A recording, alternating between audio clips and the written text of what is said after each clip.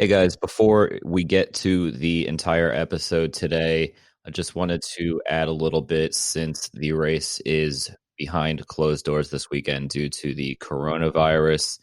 Jess and Matt are each going to say something real quick, but just wanted to let you know that some of the episode might not be pertinent since fans can't get in, but hope you enjoy the weekend nonetheless. And we will be doing some things on social media throughout the weekend, so stay tuned. We're going to try to make it as fun as possible and make the best of a tough situation. All right, guys. So I'm just going to read a touch of the joint statement from INDYCAR and the city of St. Pete.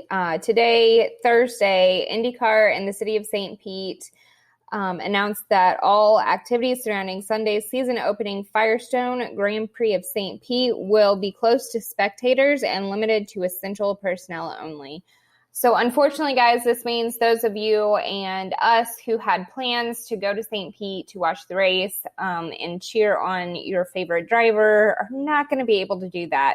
But the schedule has changed a tiny bit, and Matt's going to talk about that here in a minute. But at least we are going to get to see it on TV, so that's a positive. And guys, just stay safe out there and be careful. Yeah, echoed what she said. Please stay safe, everybody. If you're feeling any sort of the symptoms that the CDC or the major affiliates are reporting, please seek medical attention. But just a quick recap, as Jess mentioned about the schedule, it is now a 2-day weekend, so there's going to be nothing on Friday.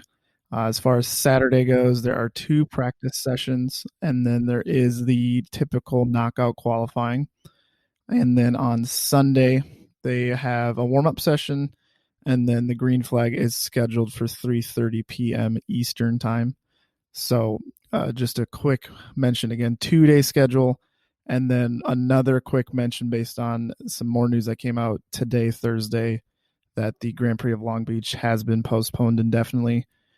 There is no confirmation about a date at this time, maybe September per Adam Stern.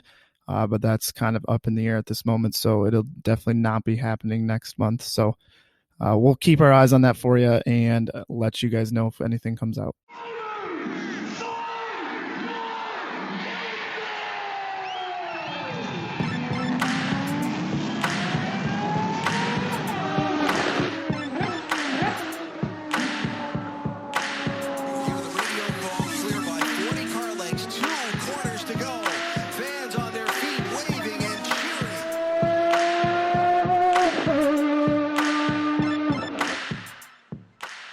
Welcome to another episode of Pit Lane Parlay.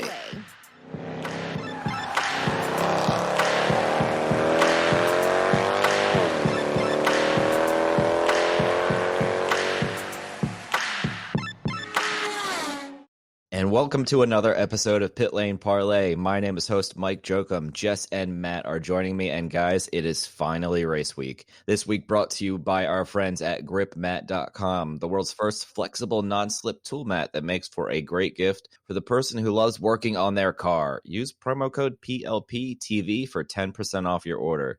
So guys, it's St. Pete time. We have 26 wonderful cars entering this weekend, and unfortunately, that means Matt won the guess. Matt, I will let you revel in your win for a second here as we get started. 1 second. Okay. I'm good. All right, so that includes 24 full-time entries plus Sage Karam and Ben Hanley as part-time entries this year. So just a quick reminder, this time a year ago, the top 5 from the race were Joseph Newgarden, Scott Dixon, Will Power, Felix Rosenquist, and Alex Rossi. The weather looks absolutely fantastic for the weekend. Low 80s all 3 days, I believe. So let's dive into it. Prediction time. The good, the bad. Okay, the bad, I'm going to go with Ben Hanley. I just don't feel like they had any kind of practice time at all. So I feel like he's going to unfortunately struggle. And the good, gosh, there's just so many. I'm going to go with your normal pick, Mike, and I'm going to say Will Power is going to do well. So hopefully you won't be jinxing him this weekend. So I'm going to say Will is going to come out of the gate strong. Now, Mike, that doesn't mean you can't jump in and also jinx him if you're so inclined to. You can. It's okay. just because Jess said it. But oh, okay. I'm gonna go with the good first. I'm thinking Felix Rosenquist is gonna go ahead and have himself a day. He was very strong there last year. Scott Dixon was very strong there last year as well. So I think Ganassi has something figured out there. I do have high hopes for the team. As far as not doing so well, I have my skepticisms about Palou. Given rookie status and whatnot, I think there's tendencies to be mistakes to be made. The one that comes to mind for me is a guy like Matthias Leist, who was very strong qualifying, started well, and then kind of binned it after a mechanical issue, but then, went out on the track and just crashed. So I do have a little bit of worry about him, but overall I'm expecting good things from the field. I think it's a really strong field and it should be a pretty good race. All right. Thank you, Jess, for picking Will Power, so I don't have to jinx him. I'm going to start with the good. I'm going to go with Jack Harvey. Started 7th and finished 10th last year. I feel, this is a great place for a top 5 sort of finish, top 12 at least qualifying sort of start. And the bad, I'm going to go with, I feel like I'm picking low-hanging fruit here, but the Foyt cars and probably both of them. And that's only because when you split preseason testing between multiple drivers every day, it's tough to get a much of a feel for the car. So I think it might take them a weekend or two to really get into everything here. So, and now we will move into our next prediction here, guys. Will we get through lap 1 cleanly? No, but I'm usually wrong about these ones. I'm honest. I'm pretty hit or miss, but I think with a lot of eager drivers in new places, I think somebody's going to be a little overly ambitious and do something that is going to cause a lap 1 crash. I really don't like agreeing with either of you, but I'm gonna have to agree on this one. Do not think we make it through first lap cleanly. I don't even think we're gonna make it through the first turn cleanly, if we're gonna be honest about it. And personally, that is one of my favorite places to watch the start of this race from, because it is just a lot of fun seeing them all coming at you and cutting in. And yeah, usually there's some sort of hot mess disaster. Man, I haven't got to say that in a while. Wow, I'm proud of you, Jess. On that note, I'm going to not agree with either of you and say that we will get through lap 1 cleanly like we did last year. I think I predicted, yes, we got through lap 1 cleanly last year. I'm looking at it right now. Ryan Hunter-Reay was the first yellow flag on lap 28. That was later on the race. I'm like, when did Ed Jones crash? Yeah, that was lap 26. That wasn't the first yellow? Oh, okay. No, I got you. I got. I'm pretty sure you're wrong about that, but that's okay. No, I'm definitely not wrong about that. How did Ed Jones crash in lap 26 and Hunter-Reay's yellow was on 28? Hunter-Reay was on 20. Ed Jones. And then the next one was on lap 26. Got it. See, that's the power of having the research right in front of you, or as you used to say, cheating. It's been a while since I've accused you of cheating. Yeah, I know. Except on trivia night. You've grown a little bit. No, I haven't. Yeah, I know. But yes, I'm going to say they're going to get through lap 1 cleanly. And yeah, so we will continue on here. So the race was actually shortened from 110 laps to 100 laps. Do we think that is going to have any change on strategy, the overall race? Any thoughts on that, guys? So before we started recording, I very quickly did some crazy math in my head with no calculator. And we talked about if it was a possibility to do 2 stops, like really not going to be possible, probably, unless somebody's just insane on saving their tires. Not really going to be a fuel issue so much, but a tire issue. So I really think that the strategy will be fairly similar.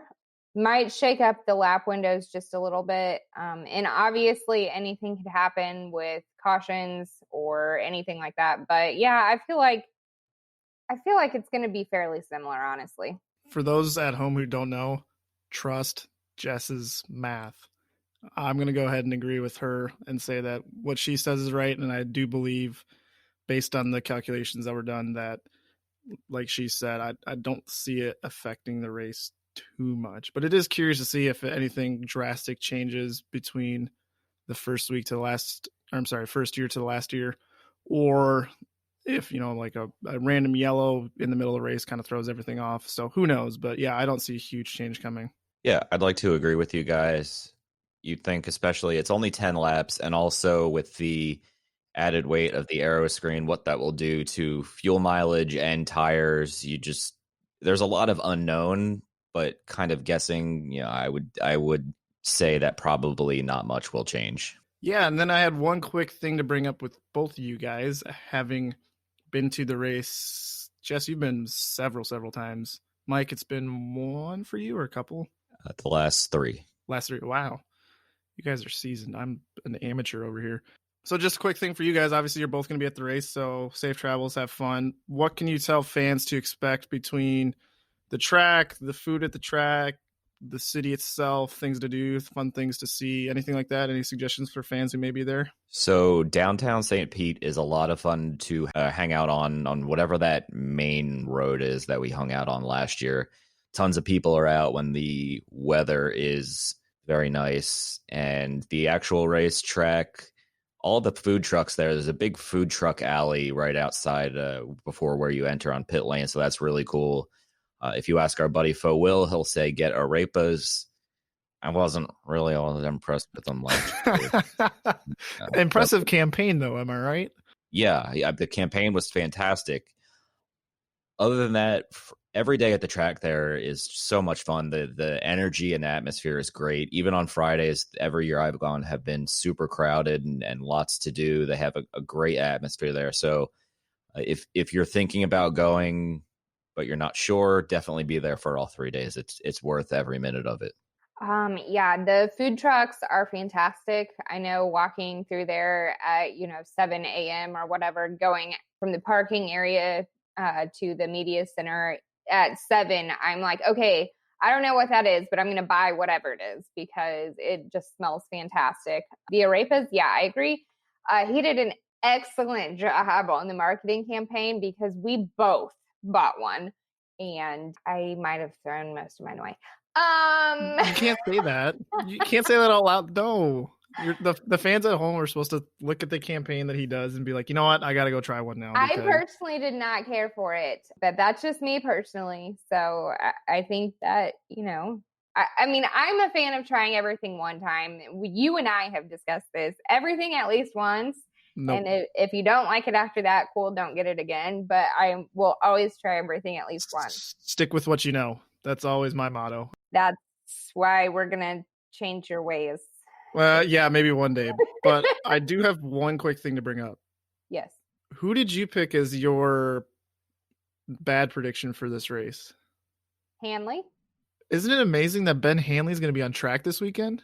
Well, see, that's the thing. Like, I'm still not going to believe it till I see the car there, but he's on the entry list. So I'd say that should be like, I know things can still happen between today, Tuesday, and Friday for first practice, but we're almost there from proving Jess wrong. We're so close. You guys are close, but actually, still not done yet. You set yourself up great because if they actually don't show up, then your bad prediction is going to be, yeah, we can't top that. Not showing up to the race. Like that happened to me last year. Marcus Erickson, Portland, didn't show up. Yeah, so I won that. Like that was not my intention, obviously, but hey, it happens. Sometimes things happen. Yeah. So, but yeah, the track's great. You guys will have fun if you come out. Text us, find us on social media. We'd love to meet up with you and have some fun. So on that note, I am going to cover just a touch of what is in store for us this season with Pit Lane Parlay to give you guys an idea of what to look for, what to get excited for. And also, we do want to tell everybody that we do take suggestions on what you guys want to see or want to hear from us. Anytime that you have an idea that you think might be good, go ahead and shoot it to us on social media. We'd love to hear it. But so this season, we have teamed with 3 teams actually to do the Pit Lane Parlay experience like we did last year. If you guys were with us last year, we interview one member of the team every week during race weeks. And it can be anybody. It can be a driver. It can be a crewman. It can be, we have a marketer on there, just all kinds of different people. So this year we are partnered with Dale Coyne Racing in INDYCAR, HMD in Indy Lights, and Wayne Taylor Racing for IMSA. So be looking forward to that. Mike, can you tell everybody who our first interviews are with for those? Yeah, so the Wayne Taylor Racing one will be the week of Sebring. We haven't quite figured out who we're interviewing there, but stay on the lookout for that interview. HMD will be talking with Santi Urrutia, I believe, Saturday at some point, and the Dale Coyne Racing one will be with rookie Alex Pillow, hopefully sometime on Friday. So look for those early next week. I will be editing them throughout the weekend so that you guys can get them early next week after the race. We also want to bring up that if you have missed it, we've talked about it several times on here, and we've also posted it on social media. But if you have missed it, we are starting PLP TV this year. We are going to have a YouTube channel where we are going to have videos from the racetrack. All of our podcasts now are going to be videoed, which is going to be scary, guys. Just saying. We do this at night late, so just to pre-warn you. That was a subtle joke at Mike and I's looks, everybody, if you didn't get that. That's what she means by scary, is that you have to see our faces. Also that. They've been up all day. This is like my time to shine, so sorry, guys. Also, we're going to have some vlogs, and we're going to just have all kinds of random stuff up. So be looking for lots of content coming out. We'll be starting that after the St. Pete race. Obviously, we'll have some content from there. So keep a lookout for all of that. Mike and I are going to be going to every IndyCar race this season. So look for live updates both on our social media at Pit Lane Parlay, pretty much on everything. And then also on our personal sites. Mike, you do like play-by-play on all the races, correct? Yeah, I'm not exactly. I haven't actually thought through how I'm going to do that for IndyCar, but I will be providing some sort of inside look on race day or qualifying or something like that, so that you guys can get a different view versus what the TVs are seeing and saying. So stay tuned to either my social media or the podcast social media. I'll be posting it somewhere. And then, as is customary with me, I always like to keep things light and fun. So on my personal page, you will see more of the what we go through to get you guys the content that we get you. So look for personal stories of the craziness of being at the track at o'clock in the morning to, the food that we eat. And I had a request for different places to watch the races from. Just look for basically all of the more personal side of things coming from my personal accounts. We're also going to continue our news tweets, and some of that also gets put on our Facebook, our Instagram, things like that. So keep a lookout for breaking news. And also new this year, Matt is going to be doing some F1 coverage. So Matt, can you tell us a little bit about that? Yes, there's going to be more F1 centered tweets for those who like to follow Formula One. I know plenty of fans out there, motorsports fans, love just open wheels in general. So we're excited to offer more F1 coverage. I'll be up for most of the races, including this Sunday at midnight for the Australian Grand Prix. So hopefully you guys tune in with me and follow along, or if you wake up and just scroll through our timeline, you can get the rundown of what happened. But yeah, I'm super excited. F1's always been a passion of mine. I've been a little skeptical of it in recent years, given that some of the races haven't been so great, but I think especially next year, I think good things are coming for Formula One for an entertainment point of view. So yeah, really excited for that opportunity to give you guys that coverage, and should be a fun time watching those races, hopefully. Also, one last thing I want to add, that if it is possible, I haven't made any specific plans yet, but if it's possible, I will also be tweeting from both my personal account and Pit Lane Parlay's account for any kind of local dirt track races I get to this season. Haven't made any specific plans because I haven't really looked at everybody's schedule yet. And if it conflicts with IndyCar, I won't be able to make it, but definitely looking to get to at least a couple races this season. So I will also throw some information out for you guys about those. So yeah, that's a lot of good news coming. I just want to I don't know if it's humble bragging, but just give a shout out to Jess and Mike. They've done a lot of hard work this offseason, and a lot of this stuff didn't happen overnight. So the fact that we have a lot of cool content coming for you guys this year is really cool. I'm just the idiot who tweets once in a while. So really good job to those two. Really cool to see that booming offseason for us. So moving on, little weird news this week with Jimmy Johnson. It's kind of strange, kind of random. There has been talks of Jimmy Johnson maybe potentially might be sort of somewhat doing an IndyCar race at some point. He's always said he's not really big on doing a IndyCar oval. Road courses, doesn't mind the close proximity to the walls, the rumble strips, the catch fencing, things like that. But he announced earlier on this week that he was actually going to be doing a test session with Arrow McLaren Schmidt-Peterson in April, which is awesome, if you ask me. The team, Arrow McLaren Schmidt-Peterson, has gone as far to purchase the rights to the number 48 from Dreyer and Reinbold as a reservation for Johnson, meaning that if we can kind of read the writing on the wall, that this is probably going to happen at some point. At least they're going to run the 48 for the test. I don't know if it's beyond that, but for you two, do you think this is a certainty now with the announcement of the test and the number being purchased from Dreyer and Reinbold? Do we see Johnson for sure in an IndyCar at least in 2021 in a part-time capacity? So my short answer is yes. I think there's greater than a 90% chance. I did find it funny on a sort of side note that J.R. Hildebrand tweeted out some point after the announcement that his last two numbers have been bought by McLaren in 48 and 66.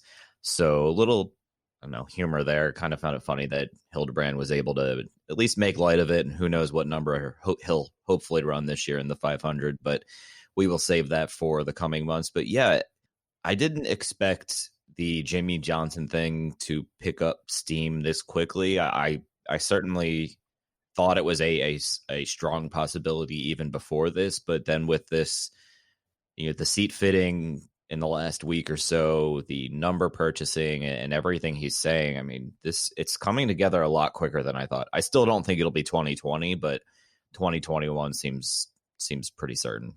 Yeah, when the Jimmy Johnson talk all kind of started, I didn't necessarily give it a whole lot of credit. He's a racer. He's going to go. He's going to watch things.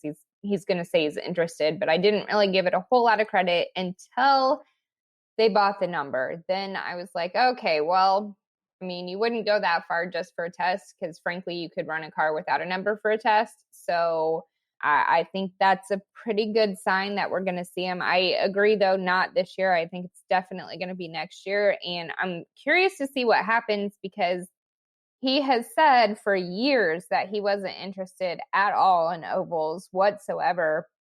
But then during the broadcast of the test in COTA, he actually said that he would be open to running the 500. So it shocks me because it's a complete 180, especially because it's been years and years that he's been saying he doesn't want to do ovals. I personally feel like he might do like one rotor street course and then the 500 next year. I'll say he's going to do two, but I don't know. He may decide at the end or in the end not to do the 500 anyways. Thanks for correcting me on that. I completely missed that in the broadcast. So yeah, that'd be really cool to see him at the Indy 500. My two thoughts on this, there's one, I absolutely adore Arrow McLaren Schmidt-Peterson for what they've been doing between fielding two rookie drivers, bringing back Alonso into the fold. I mean, they're doing a lot to kind of create headlines and build something within their own house to not only help themselves, but help IndyCar, because bringing a guy like Alonso to the team is going to bring a lot of attention. Bringing Jimmy Johnson into the fold next year for a part-time basis is going to bring a lot of attention. So that's awesome. Number two is I can't help but laugh that this is all happening in the middle of Johnson's retirement campaign from NASCAR. I don't know why. I mean, I guess they must be really getting serious about this IndyCar thing because I don't know why they couldn't have waited but until after, because it almost seems like he's being not like distracted per se, but like you're supposed to be going on this grand tour of retirement and showing off to the fans and whatnot. Like, oh, by the way, I'm going to test an IndyCar in the middle of that. Like, I think it's funny, and I think it's awesome that he's doing that. If I was a NASCAR fan, I might be a little taken aback, but good for him. And I really hope that he does try IndyCar because I think he would have a lot of fun. Matt, you kind of alluded to what I was thinking. Do you think NASCAR fans or NASCAR ownership is kind of frustrated that he's putting all this kind of, I don't want to say all this attention to IndyCar, but IndyCar is giving him a lot of attention? Absolutely. I wouldn't be surprised one bit. But as and what I tell some of my friends from previous jobs, put in their 2 weeks notice or whatever, and they're like, "Oh, I'm going to clock out 15 minutes early today." I'm like, "Why would you do that?" And they're like, "Well, what are you going to do? Fire me? Like, I'm quitting in 2 weeks anyways." So I don't know if he's coming by the same logic. Like, I'm going to go have this IndyCar seat fitting and go test real quick and maybe line something up next year. And what is Rick Hendrick going to do? Fire me? So I think it's kind of a two-way street on that one.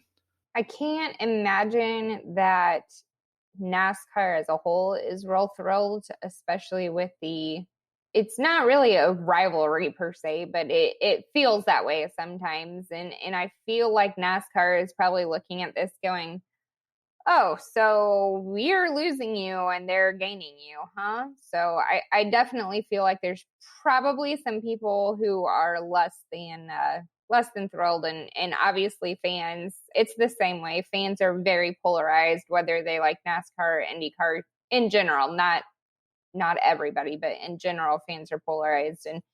And so I feel like his fans might be a little hurt or let down by his decision, but only time will tell. And maybe it'll just bring a lot of fans to whatever races he ends up doing. Awesome. So I will give a quick Team Pit Lane shout out to a couple people this week. Again, thank you for signing up. Let's see. Let's go. Our buddy George Butts, Mike Silver, and a special shout out to our friend on the West Coast, Keith Tyron. And thank you to everybody for continuing to sign up every week. So with that, we will jump into Stump the Host. I am really excited for this. It's actually pretty easy. Who am I kidding?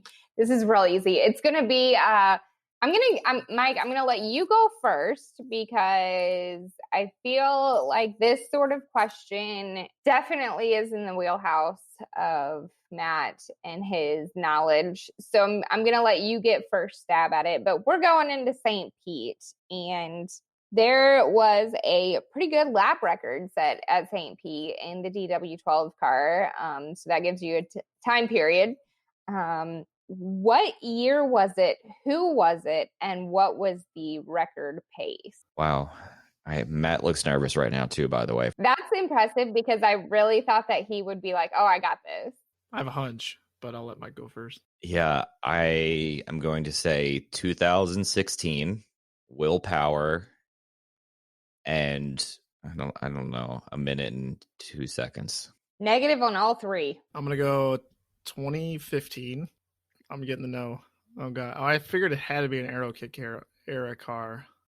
You guys are going to be blown away because I was blown away when I saw this. It must be Wickens.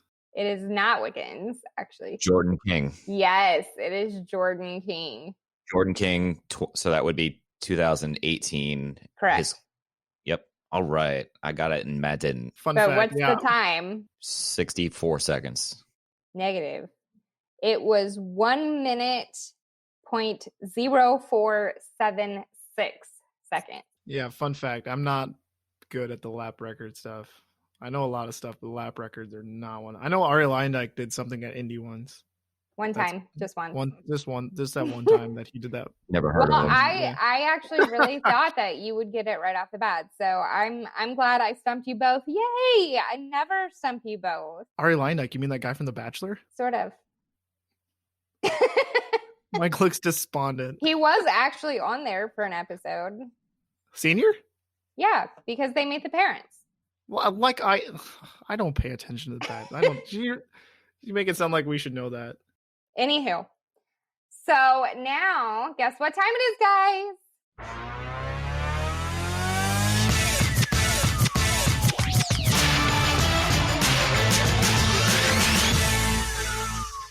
That's right. It is time for my Joker lap. So going into the first race, we know, obviously, it's St. Pete. If you are going to be the organizer of the series or whatever, where would you have the first race and why? If it wasn't Florida, I would go Southern California, maybe somewhere like San Diego, maybe a street race through the streets of San Diego. I'm sure the climate there is probably low 70s, upper 60s this time of year. So I'm going to go with San Diego. I know I'm totally making up a racetrack that doesn't exist, but that's cool. Yeah, that's what this is about. I'm going to take it a different direction. I'm going to pick Lausitz in Germany. And the reason is that because you're experiencing the German weather and kind of the stale atmosphere of Germany, you only got one way to go up, or only one direction to go, and that's up. So the first race is in Germany and the second race is St. Pete. Give people hope, It's like, oh, it does get better. So you're just going to totally bomb it instead of like trying to do it better than St. Pete. You're just going to totally bomb it so that we can only get better. I got you. I got your logic now. Because what's the point of going from St. Pete to Birmingham, Alabama? So you said it's Lausitz? Yeah, it's called I think it was called the Euro Speedway. I can only imagine that it is not very warm there this time of year. I can go ahead and guarantee that's probably 50 degrees right now, maybe a chance of rain. I was going to say, is it raining also? Probably. Okay, well, you might actually be onto something then because, rain races are kind of fun sometimes. Get your doom and gloom out of the way and, and then put Iowa at the finale. Oh, perfect. No, wait. We shouldn't end on like a low, like, hey, here's Newton, Iowa. Like, we shouldn't end on a low bar either. No, I still like the end on like St. Louis. That's a good race. Or San Diego. No. So here's my thing. I got to pick Matt as the winner, and it's because I hate San Diego. Like, of all the cities in the world, you could have picked San Diego. I hate that city. Actually, I really don't care for California at all, but that one in particular is pretty. The only thing that you could do that would be really cool with San Diego is to race near the piers so you could see all the Navy ships. That would be kind of cool. So I would give you that, but I don't. God, that's tough. I think I'd rather go to Germany almost though, just because it's Germany. Yes, this is awesome. Well, he could have said Philly, so I guess. I mean, that's fair. He could have, except there might have been snow, and then we would have been in trouble. You got to at least pick someplace where we know it's not going to be snowed out. Mike is despondent right now that Germany was picked over San Diego. He's like super angry. This is one of the best moments in podcast history for us. I have no words right now. I am just going to keep quiet because I have nothing nice to say. No, it does look like you have something to say. No? Well, if you think of something or you want to share something later, you're more than welcome to. And guys, tonight's Joker Lab was brought to you by Craft 1861. For all your health and wellness needs, head to craft1861.com and use promo code PLP40 to get 40% off of your next order. Mike, you good? Should I go on? Okay. Some news that came out this week via Racer Mag that also is something I believe we discussed last year was for, kind of a reoccurring issue is that there's been discussions underway for some of the IndyCar venues and just how tight the pit roads are going to be. Specifically mentioned was Laguna Seca, Toronto, and Mid-Ohio.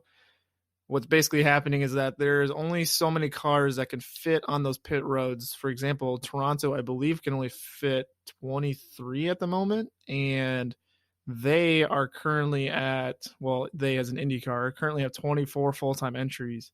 So I'm not entirely sure what's going to be happening with that. And on the back of that, Mid-Ohio, Laguna Seca, these places only have so many pit boxes for these cars to go into.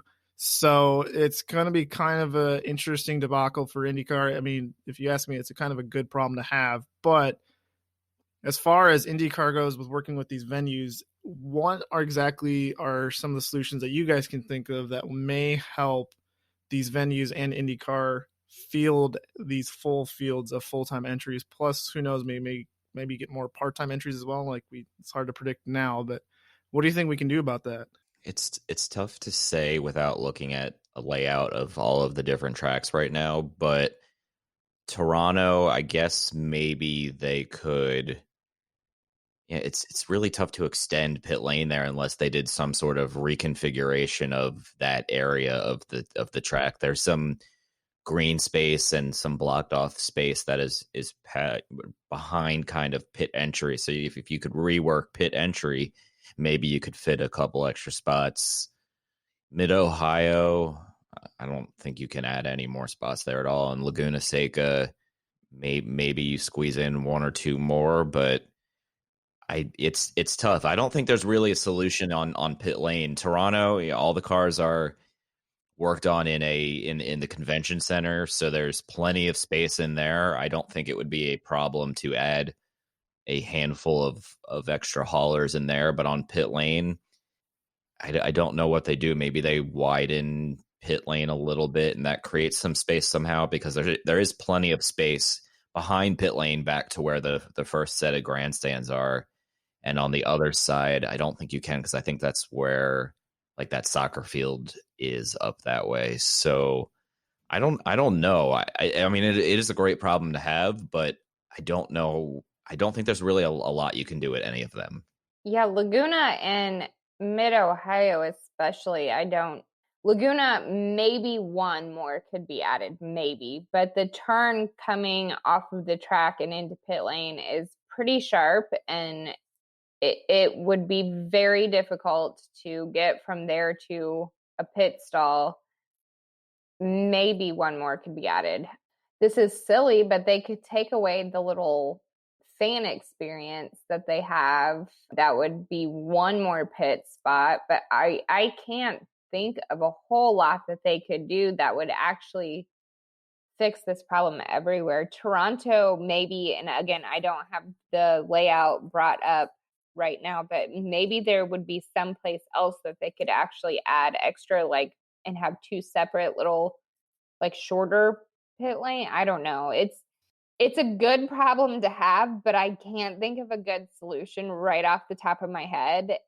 So I don't know. Yeah, Toronto, I see what you're saying, but having walked behind pit lane and over to where the flaggers are when our pal Mark Van Niekerk was flagging back there last summer, you could probably do something like that. I think you're onto something there. I'm not sure logistically how it would work at all, and I could probably am completely wrong, but it sounds more logical than anything I came up with.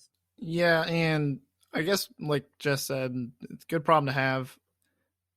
I think we're thinking about it the wrong way, though. I think undertaking things like, example, Toronto, trying to shift the pit lane entirely, that's a large undertaking. I don't know how easy that's going to be to do with everyday life going on for the citizens there. I think the easiest solution, and probably one that won't be well received by the teams and the drivers, is to have some sort of bumping going on in the road course qualifying. If you showed up to Toronto with 26 cars and they said, hey, unfortunately, we only have space for 23 of you guys, if there was something where the slowest three after the first round of qualifying had to do one timed lap, and or I don't know if they take the bottom five and the three slowest, whoever the three slowest drivers were, unfortunately, you're just out of the race. I don't know if that's an equitable solution. I don't think that'll be well received by teams and the drivers, but it saves the pain and the headaches of the promoters and the tracks and the cities and whatnot to have to redo all this or build something or share financial burden just because IndyCar's on a heavy year with their cars. Because who knows, next year we may be down to 22 cars full time again. I don't know. But to me, I think that may be the quote unquote easiest solution for everybody. That's fair. You kind of stole my follow-up question, but I will ask it anyway. If we went to a solution like that, teams obviously wouldn't be happy. I agree with that. But do you remember the last time we had a did not qualify other than the Indy 500? It's been a I while. honestly I don't know the exact answer. I think it was like 1999 or 98, maybe. Maybe this is a great fan question. If you get it right, we'll give you a prize. But I honestly don't know off the top of my head. Yeah, I'm trying to think. It was a early day kind of thing, and by early day, I mean like late '90s or so. Early day for you. Early day for me, I guess. But yeah, it was a thing, and I'm watching some Formula One races in the 1980s right now, and I know Ayrton Senna didn't qualify for one or two races his rookie season, so like to me, I was kind of like, what the heck, this is a thing. So yeah, I bet it's somewhat beyond then. I think it was a little bit prevalent in some of the early IRL days, and then obviously with kart. So yeah, that is definitely a good research topic, something that maybe we should look into if this is a direction that IndyCar takes. Yeah, very, very intriguing to see how this will play out. So we'll move on to just a little bit of Indy Lights and other road to Indy news and a few things to wrap up before we get to a handful of fan questions and our pitfalls. So as of today, Tuesday, it looks like we're at 10 or 11 Indy Lights entries for this weekend. Obviously, a little step up, so we're definitely headed in the right direction. With the announcement today, Andretti added a fourth car for a couple rounds in the 48 car for Tristan Carpentier. So we will see here. I think the title battle, I'll just pick three guys here. The three title contenders are going to be Kyle Kirkwood, Toby Sowery, and Santi Urrutia. I think it's going to be a great battle to see there. We will touch on two more pieces of news here. Connor Daly got selected for the Carlin Ovals, except for the Indy 500, which is where Chilton will be running. So Connor does get a full 17 race season for the first time in a couple years. So happy for him. And then Jack Arute and AJ Allmendinger are hosting a new IndyCar show on Sirius XM. I think it's Wednesday nights, and Joseph Newgarden is the first guest that, well, now by the time you're listening to this was 2 days ago. So pretty cool to see. I know I'll be tuning in and reactivating my Sirius XM subscription. So definitely cool to see. And with that, we will jump into the fan questions. First, can I throw a question out here? And I don't know the answer. So if you guys don't, obviously it's cool. I'm going to do some research on it. But has it ever happened where a driver won the championship driving for multiple teams? I'm going to say yes, but it's probably been since like the 1960s. Yeah. Why don't you go on to the next fan question? Let me think a little second here. Okay. All right. I will do the fan question. And if you come up with it, you let me know. Okay. So we have our first fan question is going to be from Jeffrey Lacey off of Twitter. He wants to know if Andretti Autosport is already starting to work on funding for Kyle Kirkwood for 2021. I don't think so at all. And this is no disrespect to Kirkwood because he's a beast. He's won a championship the last 3 years, and I think a couple of years ago he won the F3 championship in addition to USF 2000 or Indy Pro, whichever level he did both of in the same year. But it all depends on how Andretti Autosport's 2020 season plays out. How does Zach Veach do? Does his contract and sponsor re-up for another couple of years? Does Ryan Hunter-Reay retire? There's always the rumor mongers that pop up that Marco is going to be Indy only or something like that. So, which I don't think will happen, by the way. But, and you never know, maybe Andretti wants to expand to 12 cars next year and they've got plenty of room. But I don't, at this point, unless he's clear and by far the favorite for the Indy Lights title by points, I don't think it's happening right now. Yeah, I mean, I know the Indy Lights season has to have its due course, whatever. However, I do think Kirkwood is the shoe-in favorite to the point where, like we discussed a couple weeks ago with where is Hinch going to go next season. Veach may be out of a ride next year. Hunter-Reay may or may not retire. They may have two open spots. And if one of them does go to Hinch, there's still another one there for a mysterious driver. And given the success of Kirkwood coming up into the Indy Lights series, and if he does well this year, he has to be some sort of shoo-in for an IndyCar ride at somewhere with the scholarship money as well. But I think it would make sense for him to stay at Andretti Autosport if Michael kind of sees a way to make that happen. So I don't think it's entirely out of the realm of possibility that Michael Andretti's not playing chess while everybody's playing checkers right now and is maybe lining something up for Kirkwood next year. I am going to kind of split the fence here. I believe that, yes, there's probably a plan for him next year. Do I think they're looking for funding already? No, because there are too many variables between now and then.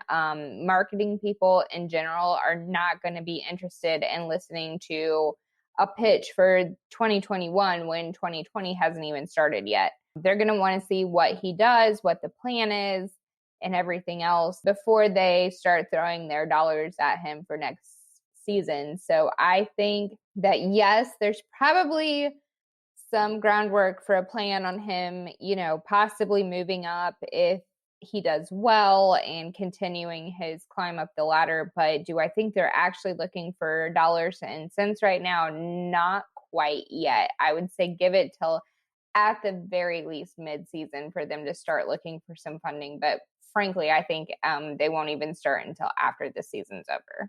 Good thoughts. My only thing I could think of in regards to the question you posed about a driver doing multiple teams, I couldn't think of one. The only one that kind of stood out to me as being kind of obscure was the year in the late 80s where Al Unser won the championship. Despite not starting every race, he was one shy of being a full season, and he wasn't really even supposed to be full-time that year. It just kind of happened with circumstances with Rick Mears getting hurt and other circumstances. So that's the only one I could think of where, like, that was kind of weird, but they still won the championship. But yeah, my knowledge beyond the early 80s is pretty sparse. So we'll have to look that one up. I'm sure back in the 60s or something there was one, but that's not actually INDYCAR. So, I can't remember. AAA/USAC yeah, or whatever. it was. I forget when the takeover was, but yeah, I feel like in actual INDYCAR there might not.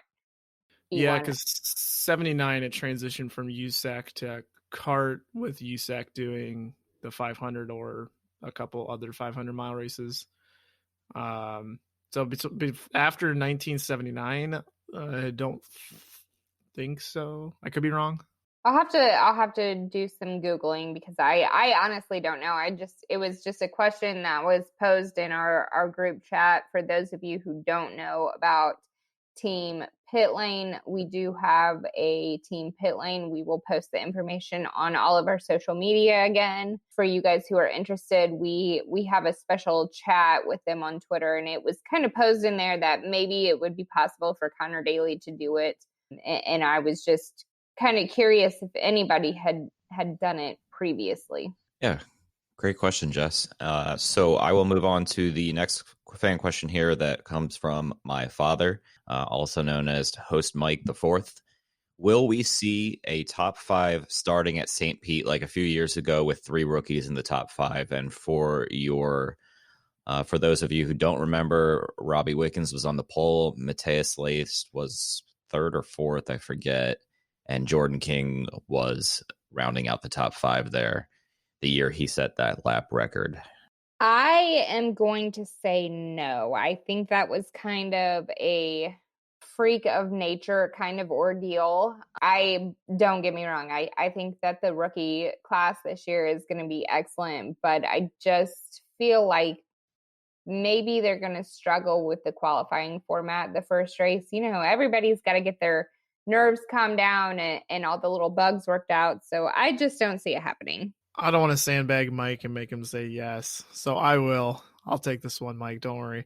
I think between some of the really strong rookies and some of the really strong performances we've seen in testing, who knows? Who knows? Nasser could go out there and put down a shocking lap like he did in Sebring.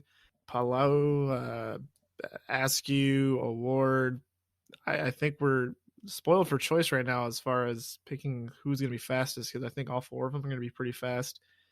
I just, I don't know. I'm feeling confident. I don't know why. I just think maybe it's 2018 that's giving me this false hope of confidence, but I do believe maybe we'll see some things shaking up there at the top of the order. But Award is not considered a rookie. Oh, that's right. Who else? Hang on. Who am I missing? I'm sorry, I just had to call you out on that one because he started 7, so he's not a rookie anymore. I'm having a brain fade. Askew, Palou, Nasser, Hanley's technically a rookie, but I would still call him a rookie, yeah, because he didn't. Well, yeah, he did 3 races, so yeah, he's a rookie. Dalton Kellett. He's not going to be there this. Oh, right. Yeah, my bad. He's not. Is there only 3? Oh, I guess 4 with Hanley. Oh God, maybe I should. You're All like, right. Hold on. All right, well, Palou and Askew and. Are we all going to agree on this one? Maybe I should change my answer then. I don't want to sound like an idiot. Yeah, you can change your answer. I think that's going to be a hard no then. Unfortunately, that's really slim odds. I thought there was like 5 or 6 for some reason in my head. So did I, honestly, until I pulled up the driver list here, and I went, "Oh boy!" There is for the 500, but the rest of the season it's slim pickings. Yeah, unfortunately, Dad, I don't think so. Just by numbers, and I'm not saying any of the rookies aren't capable, but I think that was a one-time thing. VK, forgot about VK. Poor old Renus. So I guess the odds. You know what? Since VK's in there, sure, why not? I'll still take the 3. 3 of those 4, or 3 of those 5 will do it. I have faith. Okay, well, I'm not going to bet on that. I'm not going to shave my head or anything stupid. Well, dang it! I was going to ask if you wanted to bet on that, but never mind. No, Mike has to. Ooh, speaking of betting, guys, we made a bet last year on Fantasy INDYCAR. It is starting again this week. Are we going to make another bet on Fantasy INDYCAR? I'm only going to bet if Mike told me he mailed his shirt to my mother. I didn't. I can see it sitting on my couch in my office here. I have no control over him shipping anything. I don't have any control from the post office being across the street either. Okay. Well, maybe I should pitfall myself there because I did go to the post office and mail out a bunch of stuff for fans that on our team Pit Lane that got some stuff. So what he's saying is he just failed your mother entirely, is what he's saying. Kind of heartbroken, but Mrs. Hickey, I'm very sorry. It's okay. When my parents buy something or whatever, he brings it to me and then I have to take it to them. So there's no shipping to my parents either. Okay, so yes, I'm down to do a bet. What should we do this year? I feel like it should be Danica related this year because it was Marco related last year. Oh no! You have to buy a Danica hat and wear it around your town for a day and take a couple selfies. That's not hair, guys. Hats don't look good on me. Let's do a t-shirt again. That's not a punishment for me either because nobody knows about racing in Minnesota. That's fair too. Yeah. I'll just be a dude in a weird looking lime green hat. Let's do a t-shirt, and that has to be like you and a Danica t-shirt, and it has to be your social media avatar for, I don't know, a month. All right, I'm in. Oh God. I better not lose. This is horrendous. Driver ratings, save me. Yeah, I'm crossing my fingers now. Anyway, let's move on. So, Pitfall Time, sponsored this week by our friends at Corsa Brew Coffee, tailored to the motorsports world that captures the essence of speed, power, and adrenaline. Use promo code PLP20 for 10% off your order. And now it's time for Pit Lane Parlay's Pitfalls of the Week.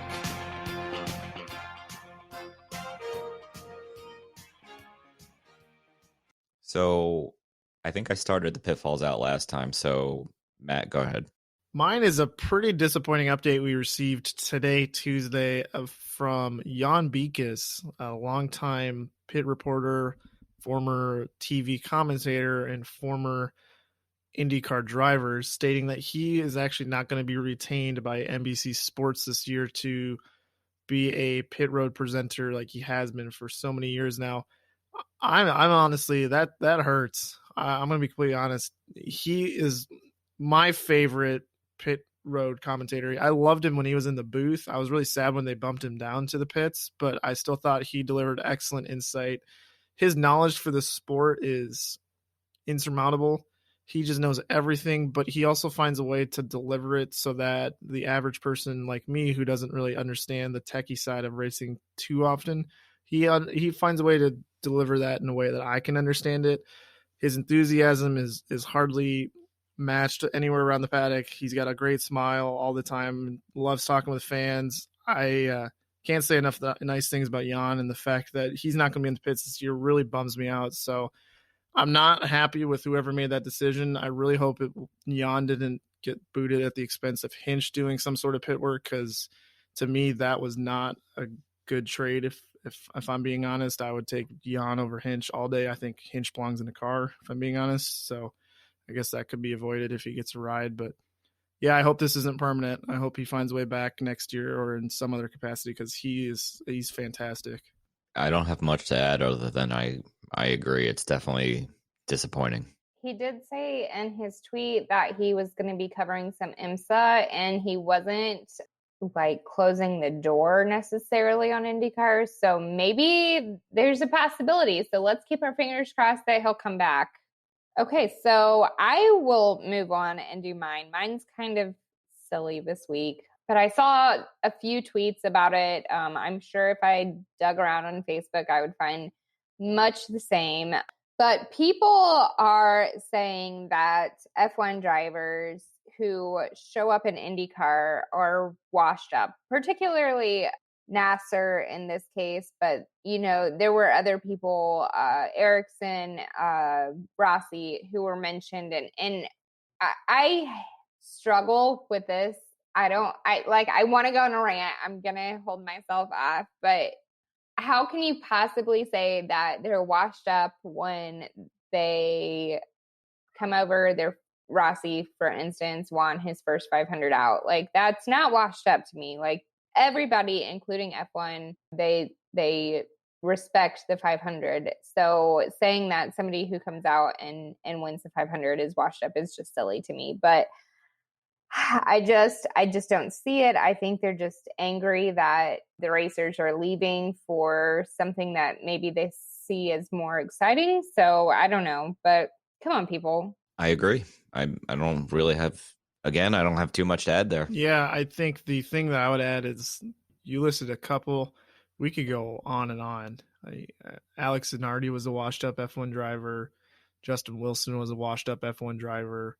Some could argue that some of like the lower formula drivers that didn't make it to F1, Dan Weldon, Joseph Newgarden, Connor Daly, these guys are washed up F1 type drivers that, you know, didn't necessarily make it to F1, but were on the path. And yeah, if that's the case, give me all the F1 washed up drivers you can give me, because I think they're high quality and they come over and they, for the most part, prove their stuff and really show that they do have a lot of talent behind the visor. Very well said. So I will wrap up Pitfalls here with on the NASCAR front. So this all originally started with Kyle Busch getting in some argument with fans over autographs. He was frustrated because a guy with a backpack full of die-cast cars was trying to get multiple autographs. Kyle said, I autographed a car for him 3 different times walking through the garage, so it is what it is. But then Hermie Sadler came out of nowhere. I mean, I haven't heard this guy say anything of note in, I don't know, a long time. And he said in response to NASCAR Fan Access that people keep complaining and everyone will eventually lose the Hot Pass privilege. NASCAR offers more access than any sport. This is essentially like getting Tom Brady on the way back from walking from the huddle to the sidelines during a game. What? A, no. B, I'm pretty sure unlike NASCAR or unlike IndyCar, NASCAR drivers aren't taking selfies with fans right before they get in the car and the likewise. So I just and you know, I give Kyle Busch credit for trying to be as patient as possible with fans like that who can be a little frustrating to deal with, I'm sure. But Hermie Sadler, you're a silly man. Yeah, like you said, props for being as patient as he could be, because you know that those cars are probably going to end up on eBay, and that's frustrating for the normal fan who can't get the access. Someone in our little private chat said that a NASCAR Hot Pass is somewhere upwards of $500.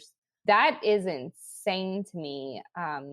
because that's for what, 3 days or maybe 4 days. I cannot imagine paying that kind of money as a fan just be able to go where you wanted to go. A bronze badge for the Indy 500, that is good the entire month except race days during May, is $125 or $135. And just that gets you in the garages. You get really good access.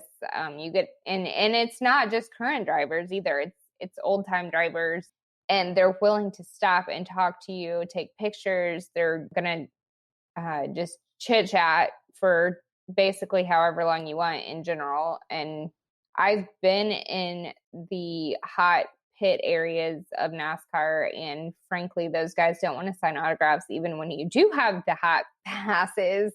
So I just don't understand what you're talking about. Yeah, and for me, it's just kind of ignorant. And to say something like, they have the best access, it just kind of shows a lack of understanding of the landscape of the motorsports world. And I'm not going to sit here and say that IndyCar has the best fan access out of any sport, just because I don't know of every sport in the world or where in the world. For all I know, there's a sport out there that has better fan access than IndyCar. And I'm not going to sit here and say that IndyCar does a bad job, because I do think they do an excellent job. But to sit here and say that NASCAR is the best is completely foolish, and it deserved every ounce of Mike's pitfall there. Yeah, so we will wrap it up. I hope everybody enjoys their race weekend. Please let us know somehow, social media or text message wise, if you're at the track this weekend. We'll do some meetups and say hello to everybody. Enjoy practices, qualifying, and the race. I'm sure it's going to be a great start to the 2020 season, and I am very excited that it is finally here. And the next time we talk to you guys, it will be after a race has occurred. So with that, Jess, go ahead and sign us off. Cannot wait to see you all at the track this weekend. Like I said before, hit us up on social media. And guys, keep your lug nut tight.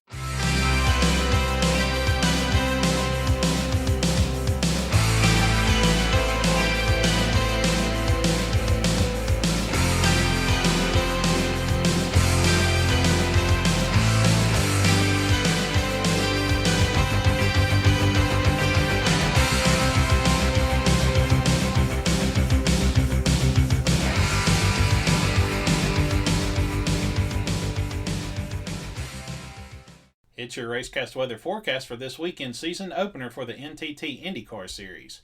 The only complaints that you may hear down in the Sunshine State this weekend for the Firestone Grand Prix of St. Petersburg will be, I think I got too much sun. That's right, we start off the 2020 IndyCar calendar with beautiful and warm weather with no rain. Here are the details. Friday will be a wonderful day to kick off the race weekend, as skies will be mostly sunny throughout the day. Winds will start off very light out of the southeast, but those will eventually shift out of the west at 2 to 7 miles per hour before the end of the on-track activities. The temperature will start off around 64 degrees at 8 a.m. and will warm to around 81 degrees by 3 p.m. Eastern. Not much different on Saturday, as I would call it a rinse and repeat forecast. Mostly sunny skies throughout the day, with the temperature starting off around 65 degrees at 8 o'clock and rising to around 82 degrees for the afternoon high. Winds will start off out of the east at 2 to 5 miles per hour and will shift to out of the south at 2 to 7 miles per hour by the end of the on-track activities. Sunday will feature a few more clouds, but skies will stay in the partly sunny category throughout the day. The temperatures will start off around 66 degrees at 8 a.m. and will rise to around 82 degrees by the afternoon. Winds will be out of the southeast at 3 to 8 miles per hour to start and will shift out of the west by the late afternoon. We'll have forecast updates through the rest of the race weekend. Follow along with us on Facebook and Twitter at RacecastWX, on Instagram at RacecastWeather, and on our website at racecastweather.com. I'm Scott Martin signing off for today. Have a great weekend.